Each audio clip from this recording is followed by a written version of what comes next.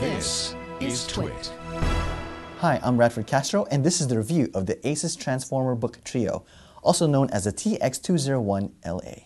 ASUS touts this thing as a laptop, a tablet, a desktop PC, whatever you want it to be. Here's Windows, and as soon as I undock it, bam, it's Android.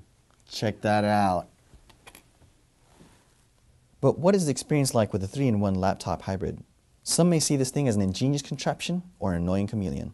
When you look at the box, it's easy to think this is a Windows machine. Ironically, the Intel Inside logo and the Windows Start screen tease buyers into thinking it's only a full Windows machine with a detachable tablet. Once the tablet is undocked, bam, it's Android. Why?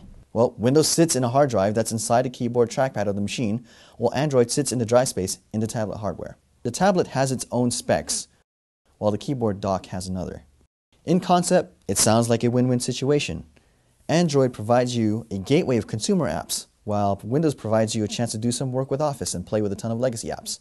The keyboard also works well with Android, and it even uses the Windows key to head home and even touchpad gestures to navigate through the screens. When the keyboard and tablet are paired, you feel that other companies should follow. It seems like a no-brainer. That is, until you discover some weird things. For instance, you can't use the rear camera when it's docked. It just doesn't work. It's only meant for the tablet.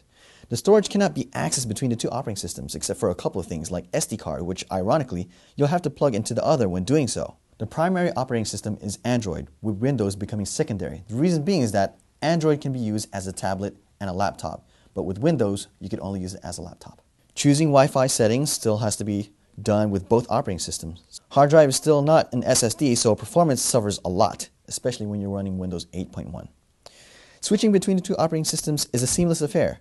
That is, until one of the units loses power, which appears to be the case for both the tablet and the keyboard hybrid. Now, neither OS peers into the battery life of the other. Making it much more worse is the fact that the battery life does not appear to be one of its strengths for both the tablet and as a hybrid laptop. The big positive, though, is that, of course, you get two operating systems, and one of them is a full Windows experience on one side. The second thing is that it does have a PC station mode, allowing you to connect the machine to a monitor. But of course, this works best only on Windows. If you're a Windows person, this is a don't buy. And if you are an Android person, you may feel like this is a try, but the price forces you to be mostly a don't buy. And at $14.99, this is pretty pricey if you're looking for just Android. And for Windows and Android together, it just seems confusing to use together as you get deep into it. The pros is, it has a clean design, has a nice quality, switching between the operating systems is seamless.